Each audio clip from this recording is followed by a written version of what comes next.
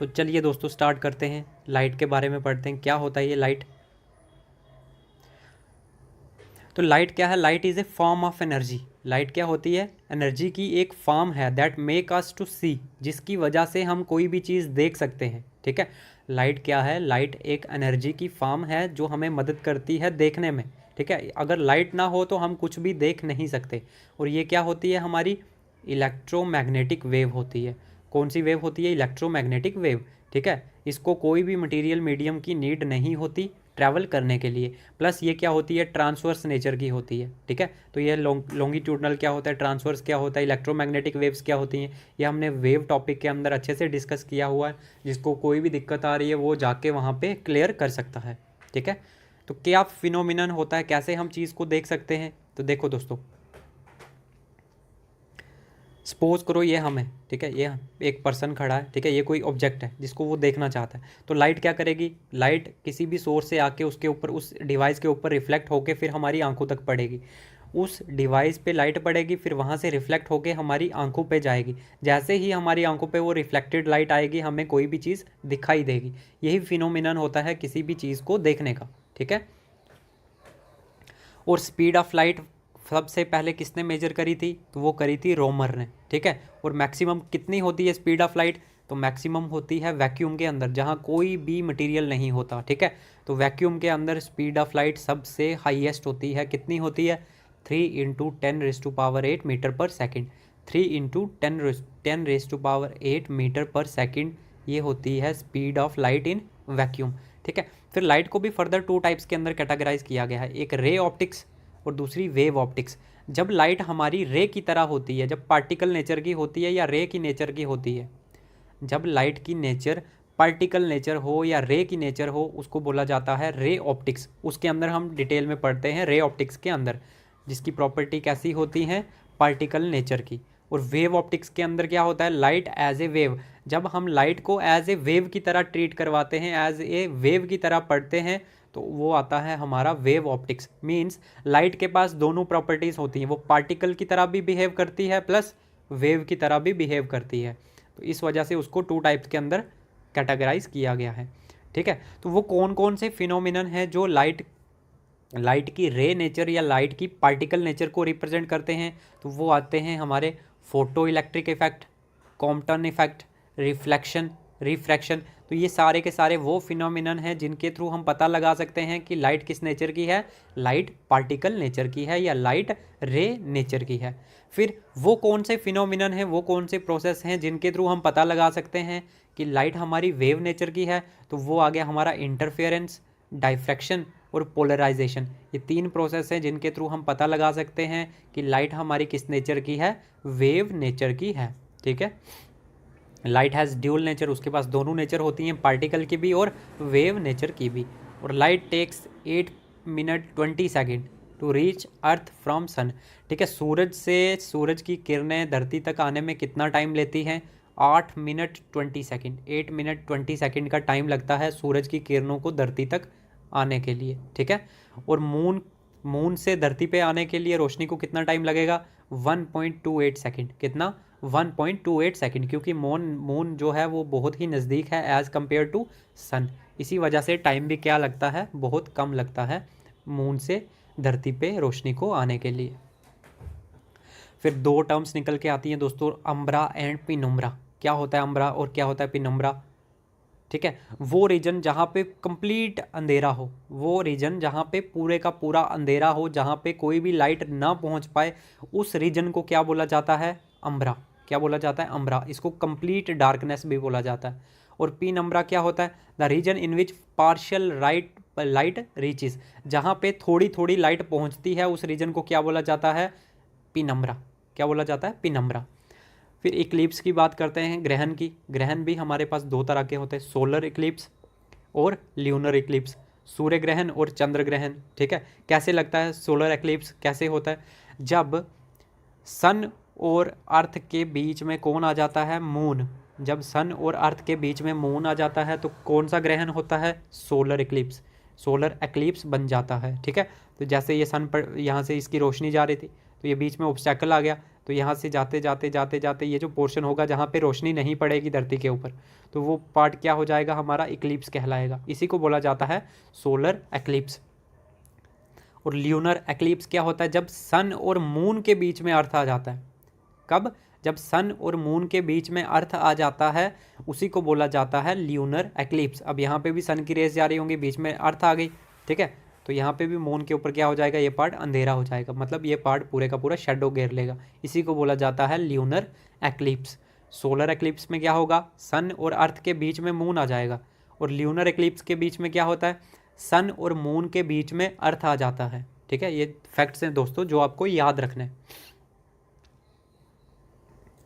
फिर refractive index क्या होता है दोस्तों, तो रिफ्रैक्टिव इंडेक्स होता है, इसको न्यू से डिनोट किया जाता है, न्यू से। ठीक है, ये क्या होता है, speed of light in vacuum. Vacuum के अंदर लाइट की स्पीड कितनी थी, divided by speed of light in the medium. दूसरे मीडियम के अंदर लाइट की स्पीड कितनी है, उन दोनों की जब रेशो लोगे, उन दोनों को डिवाइड करवाओगे, तो वो क्या कहलाएगा, आपका रिफ्रैक्टिव इंडेक्स।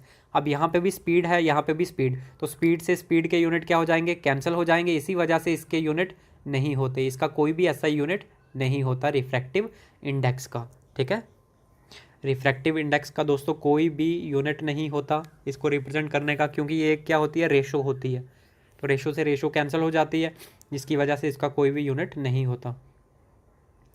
फिर रिफ्लेक्शन ऑफ लाइट क्या होती है, the returning back of light in the same medium. ठीक है, जब लाइट किसी चीज़ से टकरा के वापस उसी मीडियम के अंदर ट्रैवल हो जाती है, चली जाती है, उसी को बोला जाता है रिफ्लेक्शन ऑफ लाइट। ठीक है, ये इंसिडेंट लाइट जो पड़ी और ये टकरा के जो गई, उसको बोला जाता है रिफ्लेक्टेड रे।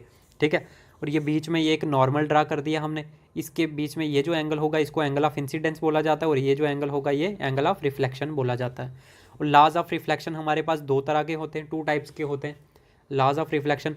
फर्स्ट लॉ क्या कहता है कि जो एंगल इंसिडेंट रे थी, ये वाली ray incident ray, the reflected ray and the normal, ये तीनों के तीनों क्या कर रहे हैं, एक ही प्लेन के ऊपर लाई कर रहे हैं। ये प्लेन आ गया, ये तीनों के तीनों कहाँ हैं, एक ही प्लेन के ऊपर, तो ये कहता है हमारा लॉ ऑफ रिफ्लेक्शन। फिर सेकंड लॉ क्या कहता है कि law angle of incidence is equals to angle of reflection. जितना एंगल इंसिडेंस का होगा ये वाला एंगल, उतना ही क्या होगा, जितना एंगल ये वाला होगा उतना ही एंगल क्या होगा, ये वाला।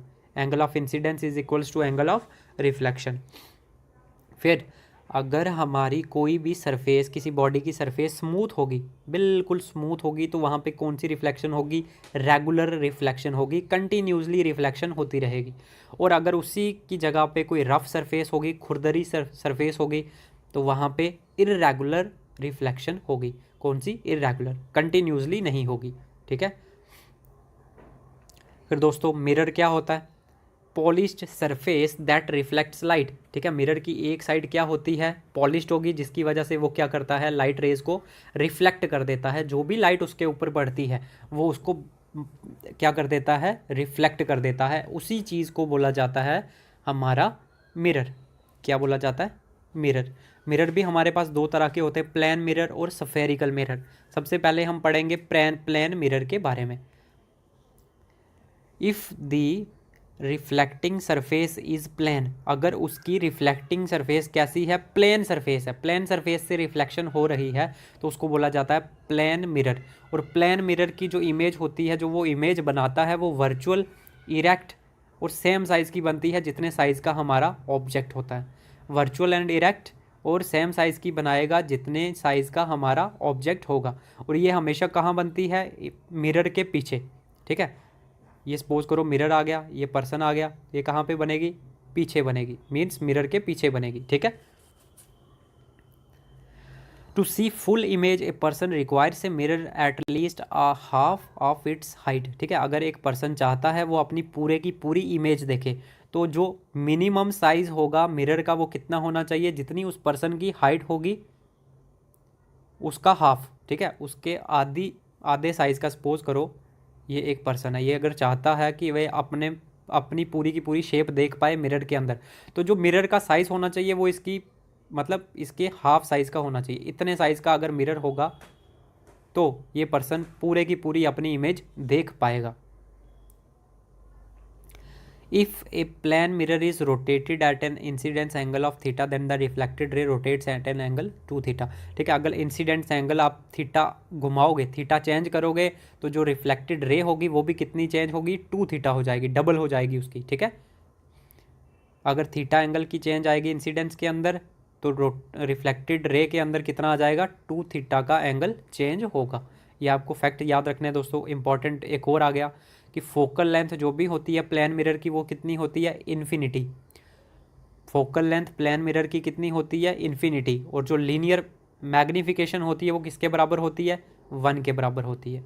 क्या होता है मैग्नीफिकेशन, आगे पता चल जाएगा आपको। ठीक है, तो फोकल लेंथ किसी भी प्लेन मिरर की कितनी होती है, इन्फिनिटी। और जो लीनियर मैग्नीफिकेशन होती है वो किसके बराबर होती है, 1 के बराबर। डायरेक्ट क्वेश्चन आते हैं दोस्तों यहाँ से। फिर दूसरी टाइप है हमारे पास सफेरिकल मिरर। ठीक है, क्या होता है ये spherical mirror, whose reflecting surface is a cut part of a hollow glass sphere. ठीक है, सपोज करो ये कोई ग्लास का स्फेयर बना हुआ है, स्फेयर मतलब गोला। ठीक है, अगर हमने इसको काट दिया, अगर इस काट के हमने रख दिया, ठीक है, काटा तो इस तरह का बन जाएगा, एक इस तरह का बन जाएगा। ठीक है, अगर इस तरह का कोई शेप बनता है और एक साइड उसकी क्या है, रिफ्लेक्टिंग, मतलब एक साइड उसकी क्या कर रही है, लाइट्स को रिफ्लेक्ट कर रही है, तो इसी को बोला जाता है सफेरिकल मिरर। सफेयर मतलब गोला था और मिरर मतलब रिफ्लेक्ट करवा रहा है। तो जो गोले से हमने एक पार्ट बनाया, गोले को काट के एक कट करके जो हमने पार्ट बनाया जो क्या कर रहा है, लाइट रेज को रिफ्लेक्ट कर रहा है, उसी को बोला जाता है सफेरिकल मिरर। ठीक है, सफेरिकल मिरर भी हमारे पास दो तरह के होते हैं, कनकेव मिरर और कॉन्वेक्स मिरर। कनकेव मिरर इस तरह का होगा जिसकी बाहर वाली साइड क्या होगी, पॉलिश्ड होगी। ठीक है, बाहर वाली साइड पॉलिश्ड होगी और अंदर वाली साइड क्या होगी, रिफ्लेक्टिंग। लाइट रेज अगर यहाँ पे पड़ेंगी तो वो क्या हो जाएंगी, रिफ्लेक्ट हो जाएंगी। और कन्वेक्स मिरर क्या होगा, इसका उल्टा इस तरह से होगा, इसकी अंदर वाली साइड पॉलिश्ड होगी और बाहर वाली साइड क्या करेगी, रिफ्लेक्ट करेगी। अब लाइट रेज यहाँ पे पड़ेंगी तो यहाँ से क्या कर देगा, ये रिफ्लेक्ट कर देगा। ठीक है, तो ये जो शेप होगी ये कनकेव मिरर की होगी और ये वाली शेप किसकी होगी, कन्वेक्स मिरर की। कनकेव मिरर को कन्वर्जिंग मिरर भी बोला जाता है, क्योंकि जो भी लाइट रेज इसके ऊपर पड़ेंगी वो एक पॉइंट पे क्या कर देगा, उनको कन्वर्ज कर देगा, मिलाएगा। लेकिन ये जो कन्वेक्स मिरर है इसको डाइवर्जिंग मिरर भी बोला जाता है। क्यों बोला जाता है, क्योंकि जो भी लाइट रेज इसके ऊपर पड़ेगी वो मर्ज कन्वर्ज नहीं होगी, वो क्या हो जाएगी, डाइवर्ज हो जाएगी। यहाँ पे डालेगा तो बिखेर देगा। ठीक है, इसी वजह से इसको बोला जाता है डाइवर्जिंग मिरर। इसको कन्वर्जिंग मिरर और इसको डाइवर्जिंग मिरर। और जो कॉनकेव मिरर इमेज बनाएगा वो हमेशा कौन सी होगी, real and inverted, real and inverted. और जो कन्वेक्स मिरर हमारी इमेज बनाएगा वो कैसी होगी, वर्चुअल एंड इरेक्ट और डिमिनिश्ड, बहुत ही छोटे साइज़ की बनाएगा। ठीक है, अब यूजेस पे डायरेक्ट क्वेश्चन आते हैं दोस्तों कि कनकेव मिरर का कहाँ कहाँ पे यूज़ किया जाता है। टॉर्चेस के अंदर, टॉर्चेस के जो आगे शीशे लगे होते हैं, सर्च लाइट के अंदर, व्हीकल्स की जो हेडलाइट्स होती हैं वहाँ पे भी इसका यूज़ किया जाता है। शेविंग मिरर के अंदर भी कॉनकेव मिरर का यूज़ किया जाता है।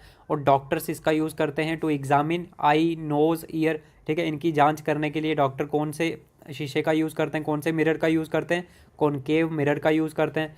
फिर सोलर कुकर के अंदर भी इसका यूज़ होता है। फिर डेंटिस्ट भी इसी का यूज़ करते हैं पेशेंट के टीथ को एग्जामिन करने के लिए। ठीक है, तो ये सारे के सारे यूजेस हैं किसके, कॉनकेव मिरर के।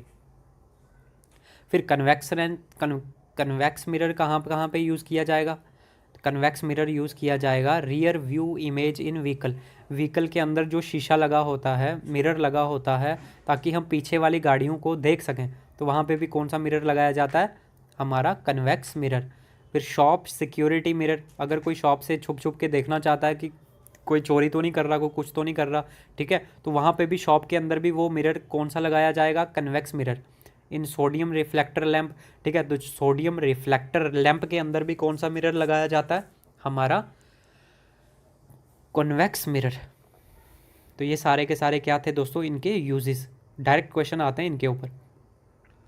फिर प्लेन मिरर कहाँ कहाँ पे यूज़ किया जाता है, लुकिंग ग्लास के लिए, जो हम शीशा जो शक्ल देखने का काम करता है, ठीक है, जहाँ से हम ड्रेसिंग वगैरह करते हैं, बाल सेट करते हैं, जो शीशा हम देखते हैं वो शीशा कौन सा होता है, हमारा प्लेन मिरर होता है। और कहाँ पे यूज़ किया जाता है, periscope, used in making, periscope बनाने के लिए, which is used in submarines पनडुब्बियों के अंदर जो पेरिस्कोप होता है वो भी किससे मिलके बनाया जाता है, प्लेन मिरर से। ठीक है, used at blind turns of some busy roads, देखा होगा जहाँ पे कर्वी कर्वी रोड्स होती हैं इस तरह की, जो रोड पे जब मोड़ आने वाला होता है तो साइड पे एक मिरर लगा होता है ताकि हम आगे वाली गाड़ी को देख पाएँ, ठीक है। तो वहाँ पे भी कौन से मिरर का यूज़ किया जाता है, प्लेन मिरर का यूज़ किया जाता है। और कैलिडोस्कोप के अंदर भी किसका यूज़ किया जाएगा, प्लेन मिरर का यूज़ किया जाएगा।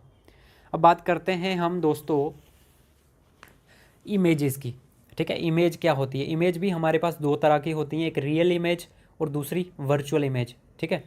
अब आप इतना याद रखो, जो स्क्रीन के ऊपर इमेज ऑब्टेन हो सकती है, जो स्क्रीन के ऊपर इमेज आ सकती है उसको बोला जाता है रियल इमेज, और जो स्क्रीन के ऊपर नहीं आ सकती, स्क्रीन के ऊपर ऑब्टेन नहीं हो सकती, उसको बोला जाता है वर्चुअल इमेज।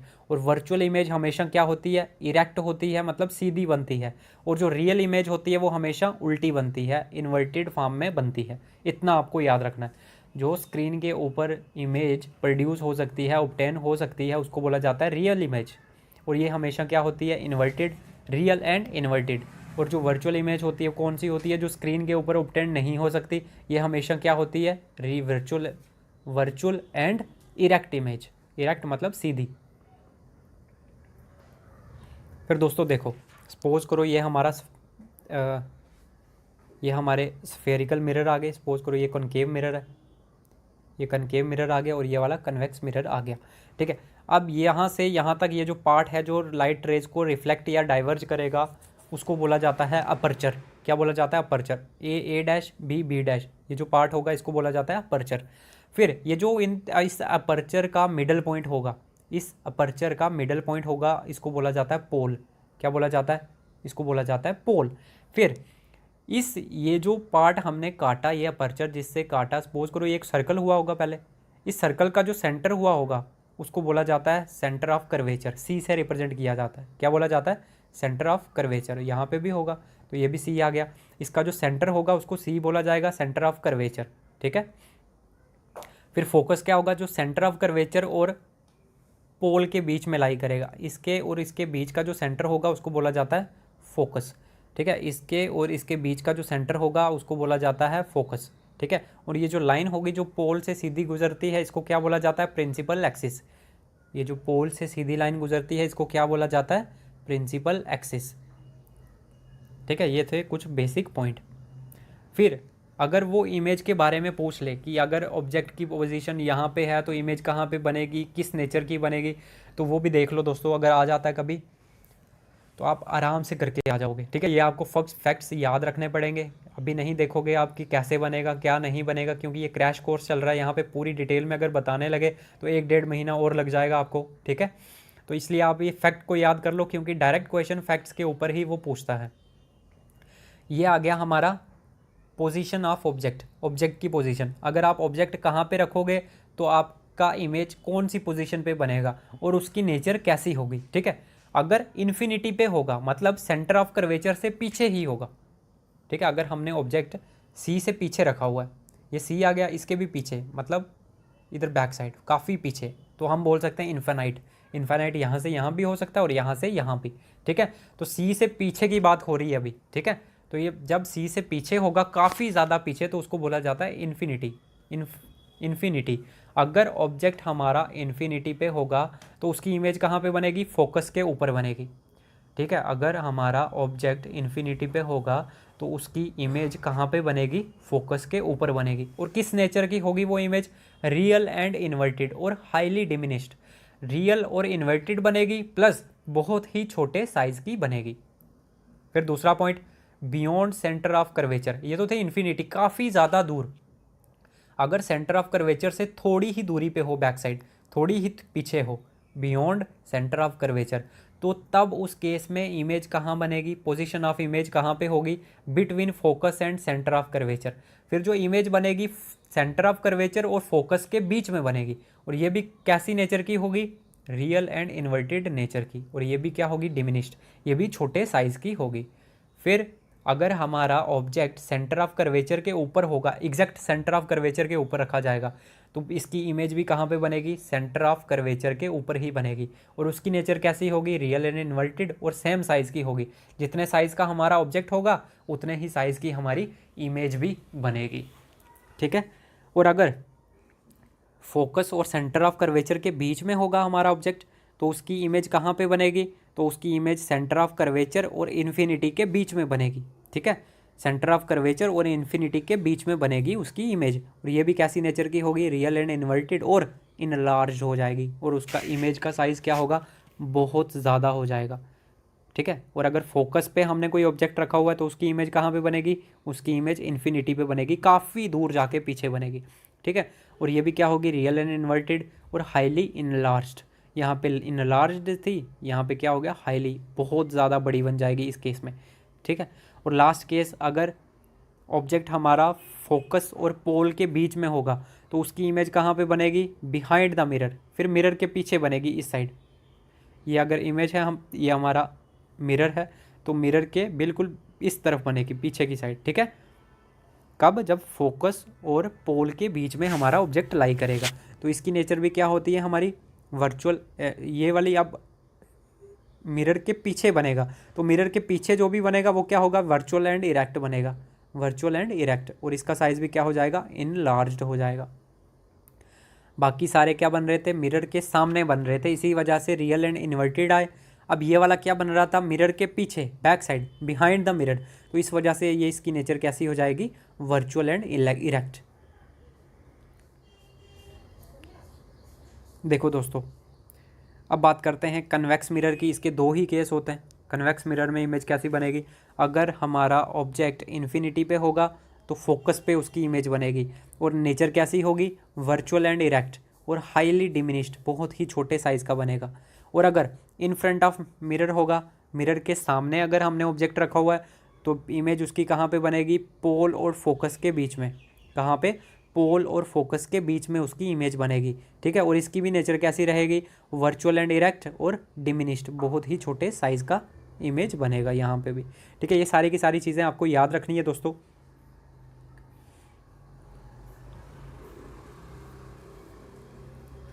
फिर मिरर फार्मूला क्या होता है, तो मिरर फार्मूला होता है दोस्तों 1/u + 1/v is equals to 1/f।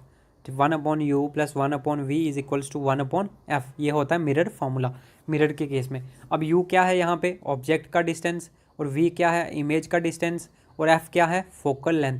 ये तीनों चीज़ें दी जाएंगी, यहाँ पे रख के आप कोई भी वैल्यू निकाल सकते हो। ठीक है, फिर लीनियर मैग्नीफिकेशन क्या होती है, तो लीनियर मैग्नीफिकेशन होती है size of image to the size of object. ठीक है, इमेज का कितना साइज़ था उसको डिवाइड करवाओ ऑब्जेक्ट का कितना साइज़ था, जो वैल्यू आ जाएगी उसको क्या बोला जाता है, लीनियर मैग्नीफिकेशन। ठीक है, अगर मैग्नीफिकेशन ग्रेटर देन 1 होगी तो हमारी इमेज इन लार्ज साइज़ की होगी, बहुत बड़े साइज़ की इमेज बनेगी। अगर मैग्नीफिकेशन 1 से छोटी होगी तो हमारी डिमिनिश्ड इमेज बनेगी, बहुत ही छोटे साइज़ की इमेज बनेगी। और अगर हमारा m बराबर हो जाता है 1 के बराबर, तो जितना साइज़ इमेज का था उतना ही साइज़ क्या रहेगा, ऑब्जेक्ट का भी साइज़ रहेगा। ठीक है, कॉनकेव मिरर के केस में क्या था, m हमारा पॉजिटिव था या नेगेटिव भी था, पॉजिटिव भी था और नेगेटिव भी था। ठीक है,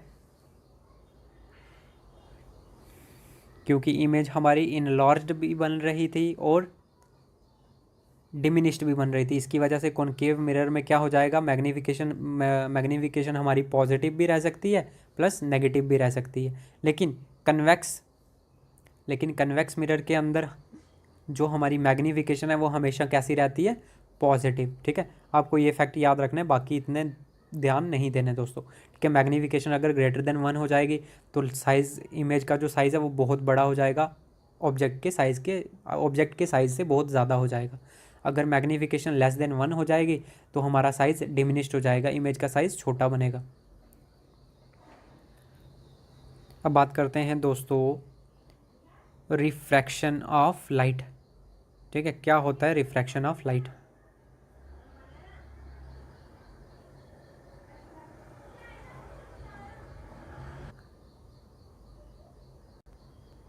देखो दोस्तों, रिफ्रैक्शन ऑफ लाइट क्या होता है, जब लाइट अपना पाथ चेंज कर लेती है, जब वो एक मीडियम से दूसरे मीडियम के अंदर ट्रैवल करती है, उसी को बोला जाता है रिफ्रैक्शन ऑफ लाइट। क्या बोला जाता है, रिफ्रैक्शन ऑफ लाइट। सपोज करो ये रेयरर मीडियम था, ये डेंसर मीडियम था। ठीक है, ये एयर था और ये ग्लास आ गया। ठीक है, ये एयर आ गया और ये ग्लास आ गया। जब लाइट एयर से ग्लास की ओर जाएगी तो क्या होगा, ठीक है, ये आ गया नॉर्मल, हमने ड्रा किया, ये इंसिडेंट लाइट।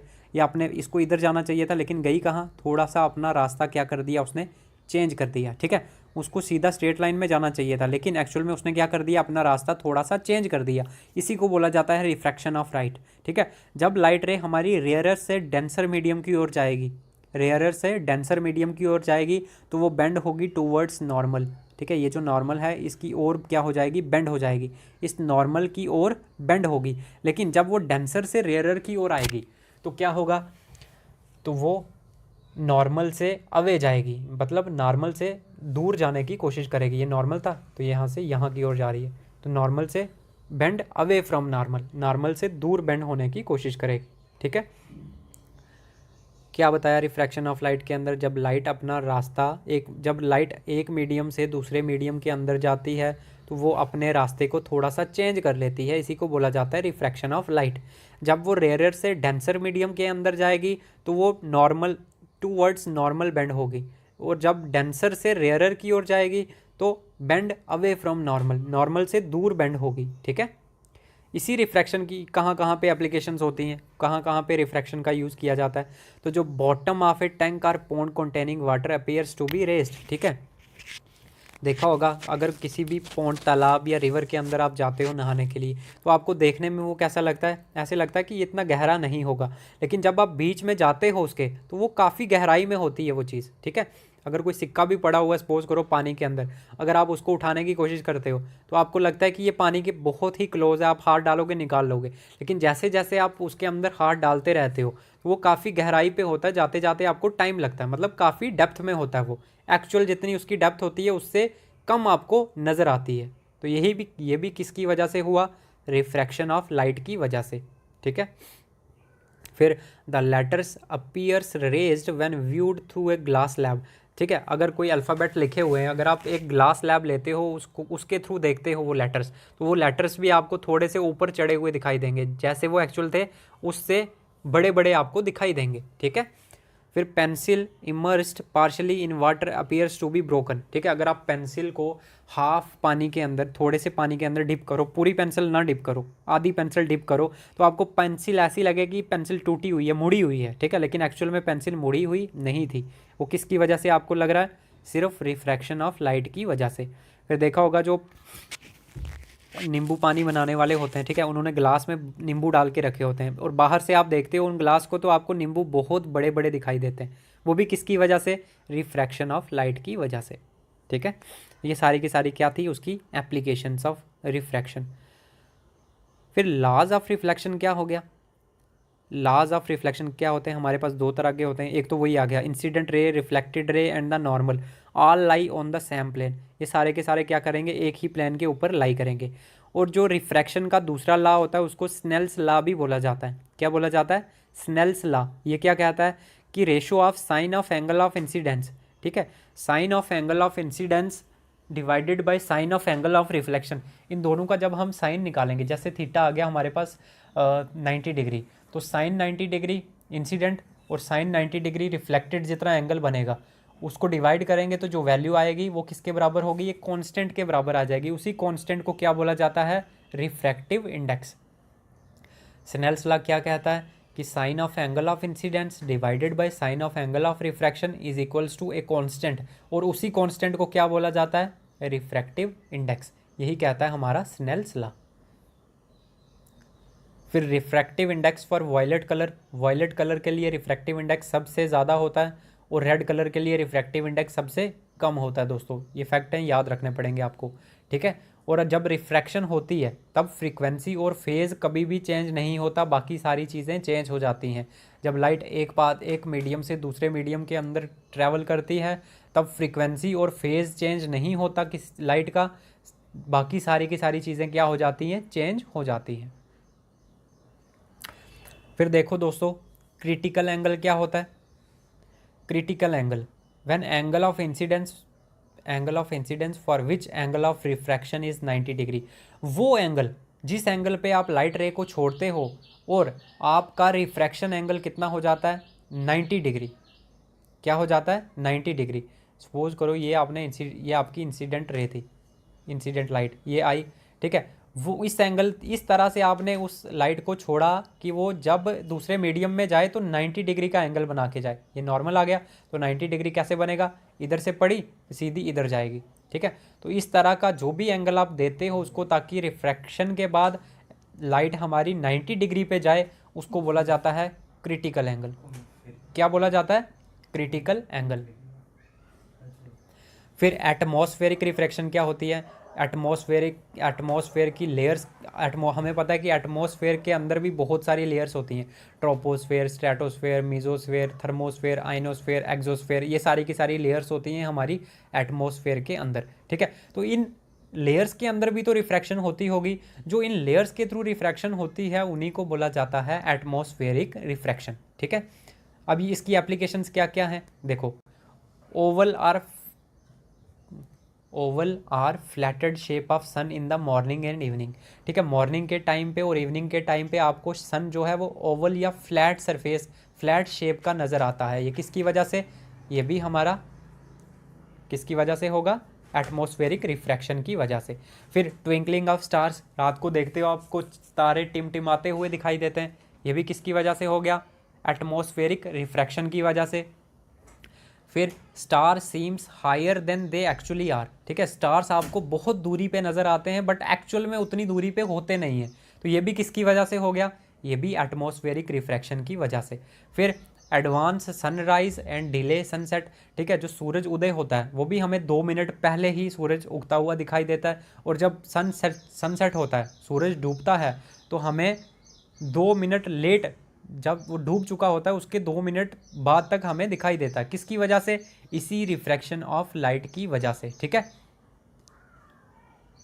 ये सारी की सारी एप्लीकेशन थी एटमॉस्फेरिक रिफ्रैक्शन की।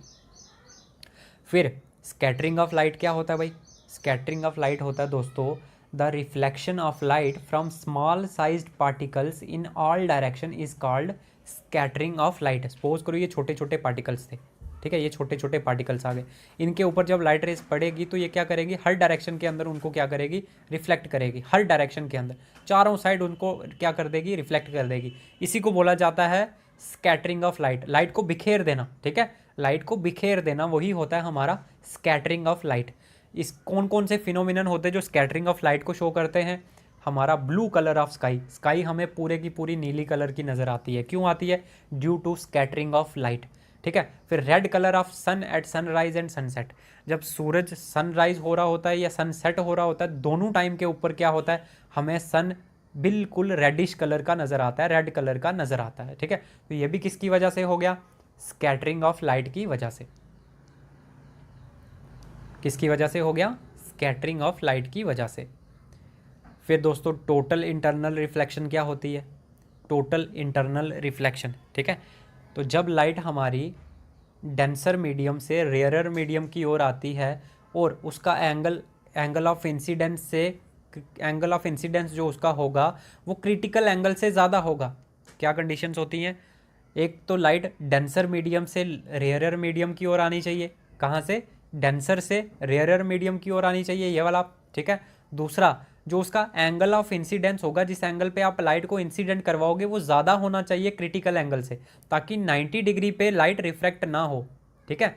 इससे ज़्यादा का एंगल होना चाहिए, जब इससे ज़्यादा का एंगल होगा तो लाइट क्या करेगी, रिफ्रैक्ट होने के बजाय क्या कर देगी, रिफ्लेक्ट कर देगी इन द सेम मीडियम, ठीक है। सपोज करो ये लाइट थी यहाँ पे पड़ी, ठीक है, अगर क्रिटिकल एंगल होता है तो ये 90 डिग्री पे जाती ऐसे, लेकिन मीडियम चेंज हो जाता, लेकिन हमने क्या किया, इसको, ये जो एंगल था इसको थोड़ा सा बढ़ा दिया ताकि क्रिटिकल एंगल से ज़्यादा का एंगल बने। जब क्रिटिकल एंगल से ज़्यादा का एंगल बनेगा तो लाइट क्या हो जाएगी, रिफ्लेक्ट हो जाएगी, ना कि रिफ्रैक्ट होगी, रिफ्लेक्ट होके सेम मीडियम के अंदर आ जाएगी, डेंसर मीडियम से छोड़ी फिर वापस डेंसर मीडियम के अंदर आ गई, ठीक है। तो इसी को बोला जाता है टोटल इंटरनल रिफ्लेक्शन, ठीक है।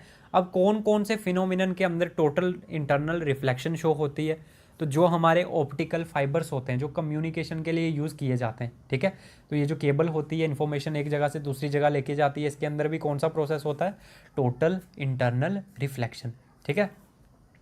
फिर जो मिराज बनते हैं डेजर्ट के अंदर, डेजर्ट मिराज क्या हो गया, illusion of water appears in desert in a hot summer day, जब बहुत ही गर्मी समर का दिन होता है, ठीक है, तो रेगिस्तान के अंदर हमें पानी नज़र आता है कुछ जगह पे, ठीक है, होता नहीं है एक्चुअल में, बट इल्यूजन होती है, एक नज़र आता है हमें, उसको बोला जाता है मिराज। तो वो भी किसके थ्रू होता है, वो भी टोटल इंटरनल रिफ्लेक्शन के थ्रू होता है, ठीक है। फिर जो डायमंड होता है, जो हमारा हीरा होता है, जो वो चमकता है, उसकी ब्रिलियंस होती है, जो जो उसकी स्पार्कलिंग होती है, वो भी कैसे होती है, टोटल इंटरनल रिफ्लेक्शन के थ्रू। फिर shining of air bubble in water, ठीक है, जो एयर बबल शाइन करता है वो भी किसके थ्रू होता है, हमारा टोटल इंटरनल रिफ्लेक्शन के थ्रू, ठीक है। अब दोस्तों प्राइमरी कलर की अगर बात की जाए तो कौन कौन से कलर को प्राइमरी कलर बोला जाएगा, RGB, रेड ग्रीन ब्लू, ये 3 कलर होते हैं, इनको बोला जाता है प्राइमरी कलर। क्यों बोला जाता है प्राइमरी कलर, क्योंकि इन तीनों के मिलाने से, इन तीनों के कम्बिनेशन से आप कोई भी कलर बना सकते हो, कोई भी कलर बना सकते हो, इसी वजह से इनको बोला जाता है प्राइमरी कलर्स। क्या बोला जाता है, प्राइमरी कलर्स। देखो दोस्तों अब बात करेंगे हम लेंस की, ठीक है। लेंस भी हमारे पास 2 तरह के होते हैं, कन्वेक्स लेंस और कनकेव लेंस, ठीक है। जो कन्वेक्स लेंस होता है ये कैसा होता है, ये बीच से मिडल से क्या होता है, मोटा होता है, इस तरह का, देखो बीच से मोटा और साइड से क्या है, पतला। तो जो बीच से मोटा होगा साइड से पतला होगा वो उसको क्या बोला जाएगा, कन्वेक्स लेंस। और कनकेव लेंस कौन सा होगा, जो बीच से पतला होगा और साइड से मोटा होगा, ठीक है। जो बीच से पतला होगा और साइड से मोटा होगा उसी को क्या बोला जाएगा, कनकेव लेंस। ये जो कन्वेक्स लेंस होता है ये कन्वर्जिंग लेंस होता है कि लाइट रेज को कन्वर्ज कर देता है, ठीक है। लेकिन ये जो कन्वेक्स लेंस था इसको कन्वर्जिंग लेंस बोला जाता है, और कनकेव लेंस को डाइवर्जिंग लेंस भी बोला जाता है। नाम याद रखना दोस्तों इनके, ठीक है।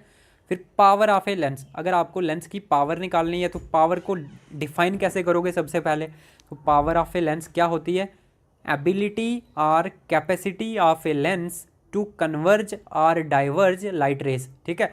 एक लेंस कितनी लाइट रेज को कन्वर्ज कर सकता है या डाइवर्ज कर सकता है, वो उसकी क्या बन जाती है, पावर, ठीक है। तो पावर किसके बराबर होती है, फोकल लेंथ के इनवर्स के। Power is equals to 1/f, ठीक है। और जो इसका ऐसा यूनिट होता है वो क्या होता है, डायोप्टर। कई बार पूछा जाता है कि पावर ऑफ ए लेंस का ऐसा यूनिट क्या होगा, तो वो होगा डायोप्टर, ठीक है। फिर दोस्तों देखो ये जो हमारा कन्वेक्स लेंस होगा इसकी पावर हमेशा क्या होती है, पॉजिटिव, और कनकेव लेंस की पावर क्या होती है, हमेशा नेगेटिव। याद रखना ये भी, कन्वेक्स लेंस की पावर पॉजिटिव होगी और कनकेव लेंस की पावर क्या होगी, नेगेटिव होगी,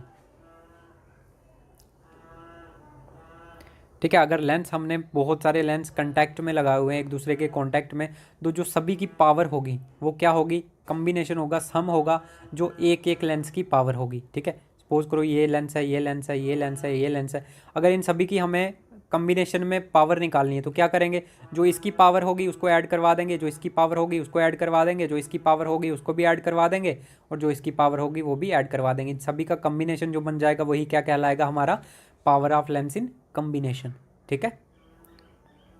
फिर लेंस फॉर्मूला क्या होता है, 1/v minus 1/u is equals to 1/f।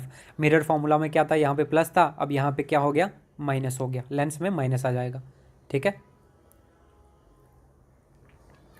फिर दोस्तों डिस्पर्शन ऑफ लाइट क्या होता है, dispersion of light, dispersion of light होता है दोस्तों, सबसे पहले तो ये न्यूटन ने डिस्कवर किया था इसको, इस फिनोमिनन को। अब होता क्या इसके अंदर, the splitting of white light into it's component colours when it passes through a prism, ठीक है। सपोज करो ये एक प्रिज्म है, ठीक है, शीशे का बना हुआ जिसकी 3 साइड होती हैं। जब हम एक वाइट लाइट इसके ऊपर फेंकते हैं तो वो क्या कर देता है, वाइट लाइट को अपने कॉन्स्टिट्यूटेंट कलर्स के अंदर ब्रेक कर देता है, ठीक है। जो जिनसे मिलके वो वाइट लाइट बनी होती है उनके अंदर उनको तोड़ देता है, ठीक है। इसी प्रोसेस को क्या बोला जाता है, डिस्पर्शन ऑफ लाइट। जब एक वाइट लाइट अपने कॉन्स्टिट्यूटेंट कलर्स के अंदर टूट जाती है उसी को बोला जाता है डिस्पर्शन ऑफ लाइट। तो वाइट लाइट के कॉन्स्टिट्यूटेंट कलर्स कितने होते हैं, विबग्योर 7, ठीक है, VIBGYOR, GYOR, red, orange, yellow, green, blue, indigo, violet, ठीक है। तो जो सबसे टॉप पे रहेगा वो रेड रहेगा और सबसे बॉटम पे कौन सा रहेगा, वायलेट रहेगा, ठीक है।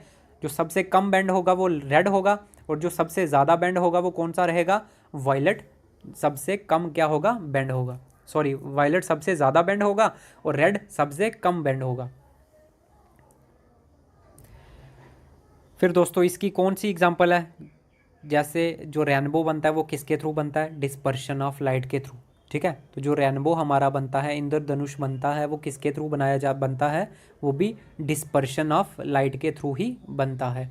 रेड डेविएट्स लीस्ट मिनिमम, ठीक है, मतलब रेड कलर सबसे कम बेंड होगा, रेड कलर सबसे कम बेंड होगा और वॉयलेट सबसे ज़्यादा बेंड होगा, ठीक है। याद रखना दोस्तों ये भी फैक्ट।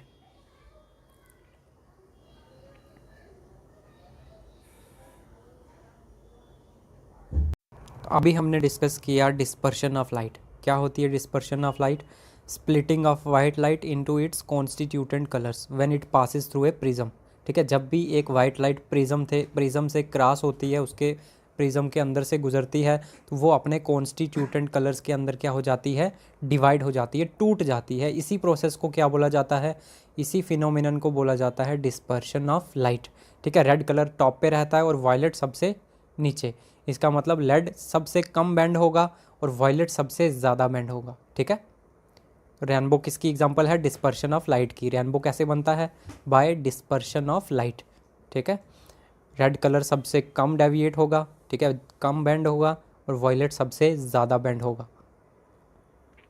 फिर दोस्तों देखो, velocity of light in a medium is maximum for that colour for which refractive index is minimum, ठीक है। क्या बोला गया कि जो वेलोसिटी होगी लाइट की और जो रिफ्रैक्टिव इंडेक्स होगा ये दूसरे के इन्वर्सली प्रोपोर्शनल होंगे। मींस जिस कलर का रिफ्रैक्टिव इंडेक्स ज़्यादा होगा उसकी वेलोसिटी सबसे कम होगी, और जिसका रिफ्रैक्टिव इंडेक्स सबसे कम होगा उसकी वेलोसिटी सबसे ज़्यादा होगी। ये क्या आ गया, इन दोनों के बीच में उनका रिलेशन।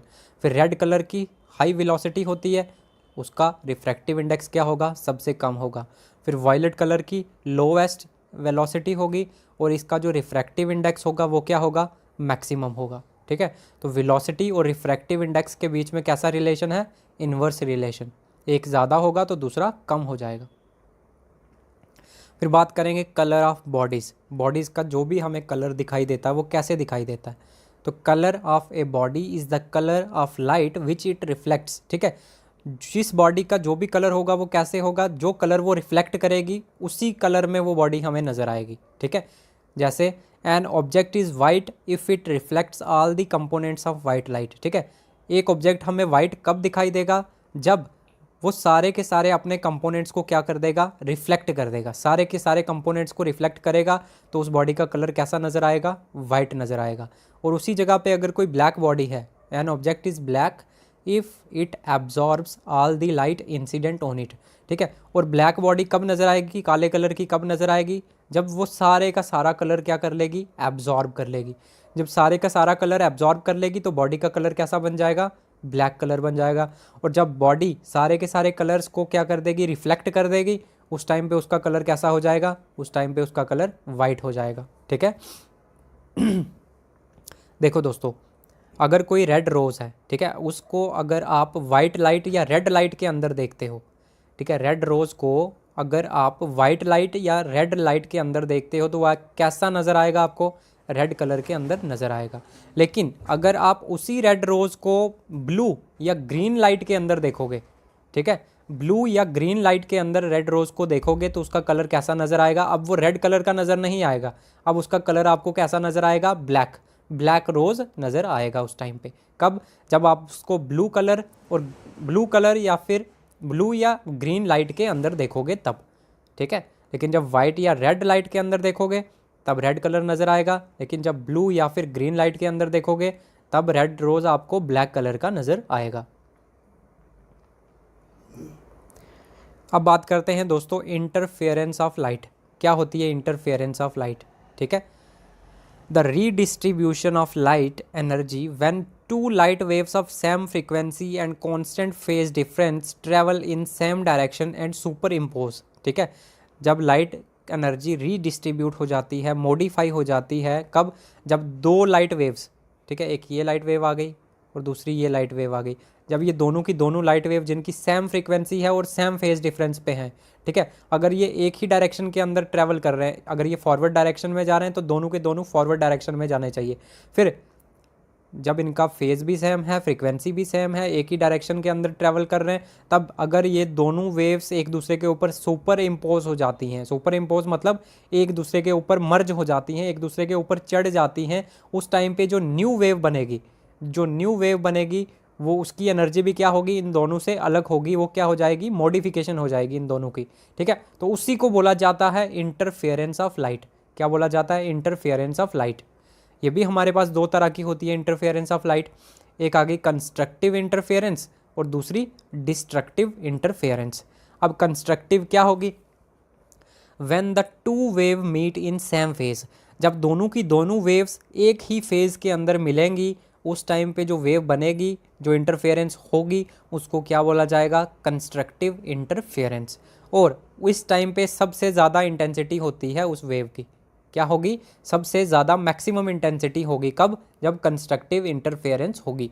फिर डिस्ट्रक्टिव इंटरफेरेंस क्या हो गया, जब when the two wave meet in opposite phase, जब दोनों की दोनों वेव मिलेंगी लेकिन उन दोनों का फेज क्या होगा, अपोजिट। ठीक, क्या होगा, दोनों की दोनों वेव्स का फेज क्या रहेगा, अपोजिट रहेगा। उस टाइम पे जो सुपर इम्पोजिशन होगी, उससे जो इंटरफेरेंस होगी, उसको क्या कहा जाता है, उसको डिस्ट्रक्टिव इंटरफेरेंस बोला जाएगा। अब डिस्ट्रक्टिव के केस में क्या हो जाएगा, मिनिमम इंटेंसिटी होगी, और कंस्ट्रक्टिव के केस में क्या था, मैक्सिमम इंटेंसिटी थी, यहाँ पे मिनिमम इंटेंसिटी हो जाएगी। ठीक है, अब इंटरफेरेंस की क्या क्या एप्लीकेशंस है, when kerosene oil spread on the water surface seems to have a decent colour. ठीक है, अगर पानी के ऊपर आप कैरोसिन ऑयल डाल देते हो तो आपको कुछ चमकीला चमकीला कलर नज़र आएगा, वो भी किसकी वजह से होता है, इंटरफेरेंस ऑफ लाइट की वजह से। और क्या एप्लीकेशन है इसकी, soap bubbles have a brilliant colour in the sunlight. ठीक है, जो सोप का बबल होता है, अगर आप सनलाइट के अंदर उसको देखते हो तो वो भी कैसा अट्रैक्ट होता है, ब्रिलियंट कलर, मतलब काफ़ी अट्रैक्शन होती है उसके अंदर भी। तो ये दोनों की दोनों एग्जाम्पल किसकी हैं, हमारी इंटरफेरेंस ऑफ एप्लीकेशन किसकी हैं, ये दोनों की दोनों, ये दोनों की दोनों है इंटरफेरेंस ऑफ लाइट की। फिर बात करते हैं डाइफ्रैक्शन ऑफ लाइट। ठीक है, डाइफ्रैक्शन ऑफ लाइट क्या हो गया, the bending of light around the corners of an obstacle and spread forward. ठीक है, हमने साउंड के केस में भी डाइफ्रैक्शन ऑफ साउंड भी डिस्कस किया था कि अगर उसके रास्ते में कोई ऑब्स्टैकल आ जाए या कोई रुकावट आ जाए तो वो क्या करेगी, वो लाइट क्या करेगी, इसके कॉर्नर से बेंड होके आगे की ओर चली जाएगी, इसके कॉर्नर से बेंड होके आगे की ओर चली जाएगी। इसी प्रोसेस को क्या बोला जाएगा, इसी फिनोमिनन को क्या बोला जाता है, डाइफ्रैक्शन ऑफ लाइट। ठीक है, अपने पाथ से क्या हो जाएगी, डेविएट हो जाएगी, इसका रास्ता ये वाला था लेकिन ये इस रास्ते से ना जाके क्या हो गई, थोड़ा सा मुड़ के आगे चली गई, थोड़ा सा मुड़ के यहाँ से भी आगे चली गई, इसी को बोला जाता है डाइफ्रैक्शन ऑफ लाइट। ठीक है, इसकी क्या क्या एप्लीकेशंस हैं, तो इसकी एप्लीकेशंस हैं when high quality microscope shows blurred images. अगर हम कोई भी चीज़ हाई क्वालिटी माइक्रोस्कोप से देखते हैं तो कभी कभार क्या होता है कि वो इमेज को ब्लर इमेज के रूप में शो करवाता है, मतलब इतना क्लियर नहीं शो करता, कभी कभी जो इमेज दिखाई देती है वो ब्लर शेप में आ जाती है, ब्लर इमेज दिखाई देती है। ये किसकी वजह से होता है, ये डाइफ्रैक्शन ऑफ लाइट की वजह से होता है। अब बात करेंगे दोस्तों पोलराइजेशन ऑफ लाइट की। ठीक है, पोलराइजेशन ऑफ लाइट क्या होता है, ये पोलराइजेशन ऑफ लाइट, ये एक ऐसा फिनोमिनन होता है जिसकी मदद से हम लाइट की ट्रांसफ़र नेचर को निकाल सकते हैं, लाइट की ट्रांसफ़र नेचर का पता लगा सकते हैं, ट्रांसवर्स नेचर का। ऐसा कौन सा फिनोमिनन है जिसके थ्रू हम लाइट की ट्रांसवर्स नेचर का पता लगा सकते हैं, तो वो एक ही फिनोमिनन होता है, कौन सा, पोलराइजेशन ऑफ लाइट। ठीक है, अब ये होता क्या है, हमें पता है light is an electromagnetic wave होती है जिसको मटेरियल मीडियम की ज़रूरत नहीं होती ट्रैवल करने के लिए, in which electric field and magnetic field vectors vibrate perpendicular to each other. ठीक है, अब लाइट वेव इलेक्ट्रोमैग्नेटिक वेव है, इसके अंदर एक इलेक्ट्रिक फील्ड होगा और एक दूसरा मैग्नेटिक फील्ड वेक्टर होगा, ये दोनों के दोनों होंगे, इलेक्ट्रिक फील्ड वेक्टर भी होगा और मैग्नेटिक फील्ड वेक्टर भी होगा।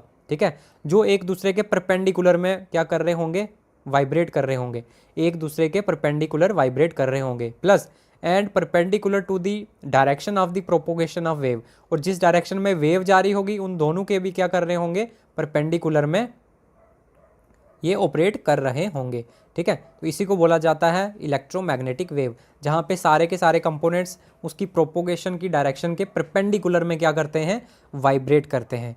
फिर अब पोलराइजेशन क्या हो गया, the restricting of vibration of a light in a plane perpendicular to the direction of propagation of wave is called polarisation. ठीक है, जब आप उस लाइट की वाइब्रेशंस को रोकते हो ताकि वो परपेंडिकुलर डायरेक्शन में ना जाए, ताकि वो उसकी वाइब्रेशन उसके प्रोपोगेशन के परपेंडिकुलर ना जाए, उसी प्रोसेस को क्या बोला जाता है, पोलराइजेशन ऑफ लाइट। ठीक है, हमें पता है कि एक इलेक्ट्रिक वेक्टर होगा, इलेक्ट्रिक फील्ड वेक्टर, दूसरा मैग्नेटिक फील्ड वेक्टर होता है, और ये दोनों के दोनों क्या होते हैं, एक दूसरे के परपेंडिकुलर। प्लस ये और किसके परपेंडिकुलर होते हैं, जिस डायरेक्शन में वेव हमारी ट्रैवल कर रही होती है उसके भी परपेंडिकुलर डायरेक्शन में होता है। लेकिन जो पोलराइजेशन ऑफ लाइट होती है वो क्या करती है, इनको परपेंडिकुलर डायरेक्शन से हटाती है, रिस्ट्रिक्ट करती है, रोकती है। ठीक है, तो इसी प्रोसेस को बोला जाता है पोलराइजेशन ऑफ लाइट। ये जो इलेक्ट्रिक वेक्टर होता है ये किसके लिए रिस्पॉन्सिबल होता है, विजिबल इफेक्ट ऑफ लाइट। इसी की वजह से कोई भी चीज़ हमें दिखाई देती है। ठीक है, तो लाइट का विजिबल इफेक्ट किसके थ्रू होता है, इलेक्ट्रिक फील्ड की वजह से। और जो हीट का इफेक्ट होता है, ठीक है, जो हीट का इफेक्ट होता है लाइट की वजह से, वो किसकी वजह से होता है, मैग्नेटिक फील्ड की वजह से। ठीक है, तो दोस्तों ये था आपका लाइट। अब हम कुछ डिफेक्ट्स के बारे में पढ़ेंगे, आई के डिफेक्ट के बारे में, जहाँ से एग्जामिनर कई बार डायरेक्ट क्वेश्चन पूछ देता है ये किस टाइप का डिफेक्ट है और इसको कैसे आप करेक्ट कर सकते हो। ठीक है, तो यहाँ पे आज हम वो चीज़ें पढ़ेंगे जो इंपॉर्टेंट है एग्जाम के पॉइंट ऑफ व्यू से। डिफेक्ट्स ऑफ आई, ह्यूमन आई के अंदर क्या क्या डिफेक्ट्स आते हैं। ठीक है, एक होता है हमारा मायोपिया, इसको शॉर्ट साइटेडनेस भी बोला जाता है। क्या बोला जाता है, शॉर्ट साइटेडनेस। मायोपिया भी बोल सकते हो, शॉर्ट साइटेडनेस भी बोल सकते हो। ये कैसा डिफेक्ट होता है, जिसके अंदर person near by objects clearly देख सकता है, जिसके अंदर पास वाली चीज़ें पर्सन को बिल्कुल क्लियर नज़र आती हैं, but can not see far away objects. लेकिन जो दूर की चीज़ें होती हैं वो उसको क्लियरली दिखाई नहीं देती। पास की चीज़ें तो बिल्कुल क्लियर दिखाई देती हैं, लेकिन जो दूर की चीज़ें होती हैं वो बिल्कुल क्लियर दिखाई नहीं देती। ठीक है, इसी डिफेक्ट को बोला जाता है मायोपिया या फिर शॉर्ट साइटेडनेस। अब इसको कैसे आप रिकवर कर सकते हो, इसको कैसे ठीक कर सकते हो। ठीक है, तो उसके लिए हम क्या यूज़ करते हैं, कॉनकेव लेंस का यूज़ करते हैं। कौन से लेंस का, मायोपिया के लिए हम कॉनकेव लेंस का यूज़ करते हैं उसको ठीक करने के लिए। अब बात करेंगे हाइपरमेट्रोपिया की। क्या होता है हमारा हाइपरमेट्रोपिया, इसको लॉन्ग साइटेडनेस भी बोला जाएगा। क्या बोला जाएगा, लॉन्ग साइटेडनेस। ये मायोपिया का अपोजिट हो जाएगा। ठीक है, इसके अंदर क्या होगा, can a person can see far away objects clearly. इसके अंदर पर्सन दूर की चीज़ों को तो बिल्कुल क्लियरली देख सकता है, but can not see nearby objects clearly. ठीक है, लेकिन जो पास में पड़ी हुई चीज़ें होंगी, उसकी नज़रों के पास में जो चीज़ होगी उसको क्लियरली नहीं देख सकता। दूर की चीज़ें उसको बिल्कुल क्लियरली दिखाई देंगी, लेकिन पास की चीज़ों को देखने के लिए उसको प्रॉब्लम होगी। उसी डिफेक्ट को क्या बोला जाता है, हाइपरमेट्रोपिया। क्या बोला जाएगा, हाइपरमेट्रोपिया। अब इसको रिकवर कैसे कर सकते हो, इसको ठीक कैसे कर सकते हो, इसको करेक्ट कैसे कर सकते हो, तो यहाँ पे यूज़ किया जाता है कन्वेक्स लेंस। कौन सा लेंस, कन्वेक्स लेंस का यूज़ किया जाता है हाइपरमेट्रोपिया को ठीक करने के लिए। अब बात करेंगे प्रेस बायोपिया, थर्ड वन। क्या होता है ये प्रेस बायोपिया, ये जो प्रेस बायोपिया डिफेक्ट होता है ये जर्नली ओल्ड एज के अंदर पीपल में आता है। लोगों के अंदर जैसे जैसे उनकी एज बढ़ती जाती है तो एज के साथ ये डिफेक्ट आना आंखों के अंदर शुरू हो जाता है। ठीक है, इसके अंदर क्या प्रॉब्लम होती है, distinct as well as nearby objects can not be seen. ठीक है, दूर की चीज़ें भी इंसान नहीं देख सकता क्लियरली, और नियर बाय ऑब्जेक्ट्स भी क्लियरली नहीं देख सकता। मीन्स पास की चीज़ों को देखने के लिए भी उसको दिक्कत होती है, उसको प्रॉब्लम होती है, और दूर की चीज़ें देखने के लिए भी उसको प्रॉब्लम होती है। इस डिफेक्ट के अंदर ना ही पास की चीज़ों को अच्छे से देख सकता है, ना ही दूर की चीज़ों को अच्छे से देख सकता है। इसी डिफेक्ट को क्या बोला जाएगा, प्रेस बायोपिया। अब इसको करेक्ट कैसे किया जाएगा, इसको ठीक कैसे किया जाएगा, तो यहाँ पे बायफोकल लेंस का यूज़ किया जाएगा। क्या किया जाएगा, बायफोकल लेंस का यूज़ किया जाएगा। जहाँ पे ये शीशा आ गया, ठीक है, इसका ऊपर वाला पोर्शन कनकेव होगा और नीचे वाला कन्वेक्स, ऊपर वाला कनकेव होगा, नीचे वाला कन्वेक्स। ठीक है, तो इस तरह से होता है, एक ही शीशे के अंदर दो लेंस लगा दिए जाते हैं, उसी को बोला जाता है बायफोकल लेंस। ये किसके लिए यूज़ किया जाता है, प्रेस बायोपिया को ठीक करने के लिए। फिर आता है हमारा एस्टिगैमेटिज्म। क्या होता है एस्टिगैमेटिज्म, एस्टिगैमेटिज्म एक ऐसा डिफेक्ट होता है जिसके अंदर एक पर्सन ना ही हॉरिजेंटल लाइंस और वर्टिकल लाइंस को डिफ्रेंशिएट कर सकता है, मतलब दोनों के ऊपर फोकस नहीं बना सकता। हॉरिजेंटल मतलब इस तरह से जो ऊपर से नीचे, टॉप से बॉटम की ओर, और वर्टिकल ये वाली, ठीक है। अगर इन दोनों के ऊपर फोकस नहीं बना सकता सेम टाइम के ऊपर, अगर ये सारी की सारी लाइनें उसके सामने रखी जाएं, अगर उसको बोला जाए कि यहाँ पे पॉइंट पे फोकस करो, यहाँ पे पॉइंट पे फोकस करो, तो वो horizontal as well as vertical direction की लाइंस पे फोकस एक टाइम पे नहीं कर पाएगा। इसी डिफेक्ट को क्या बोला जाएगा? एस्टिगैमेटिज्म, ठीक है। फिर इसको ठीक कैसे किया जा सकता है, इसको करेक्ट कैसे किया जा सकता है? तो इसको ठीक करने के लिए, इसको करेक्ट करने के लिए हम कौन से लेंस का यूज़ करेंगे? सिलेंड्रिकल लेंस का यूज़ करेंगे। कौन से लेंस का यूज़ किया जाएगा? सिलेंड्रिकल लेंस यूज़ किया जाएगा एस्टिगैमेटिज्म को ठीक करने के लिए। और लास्ट आ गया दोस्तों हमारा कैटरैक्ट। लास्ट आ गया हमारा कैटरैक्ट। क्या होता है ये cataract? An opaque membrane is developed on cornea due to which a person loses power of vision partially or completely, ठीक है। देखा होगा जो थोड़े एज्ड पर्सन हो जाते हैं उनकी आंखों के ऊपर एक ओपेक मतलब वाइट कलर का एक मेम्ब्रेन सा डेवलप हो जाता है आंखों के ऊपर, ठीक है। एक मेम्ब्रेन सी बन जाती है, उसी को बोला जाता है कैटरैक्ट। उसकी वजह से या तो इंसान पार्शली थोड़ी नज़र उसकी चली जाती है या पूरी तरह से उसको देखना बंद हो जाता है उसका। इसी डिफेक्ट को क्या बोला जाता है? कैटरैक्ट। अब इसको ठीक कैसे किया जा सकता है? तो इसको ठीक करने के लिए क्या किया जाता है? सर्जरी की जाती है, जिस सर्जरी में क्या किया जाता है? उसकी वो मेम्ब्रेन निकाल दी जाती है, रिमूव कर दी जाती है। जैसे ही वो मेम्ब्रेन ऊपर से हट जाएगी फिर पर्सन को थोड़ा सा क्लियरली दिखाई देना शुरू हो जाता है। तो ये कौन सा डिफेक्ट आ गया? कैटरैक्ट, ठीक है। तो दोस्तों ये था आपका ऑप्टिक्स लाइट चैप्टर।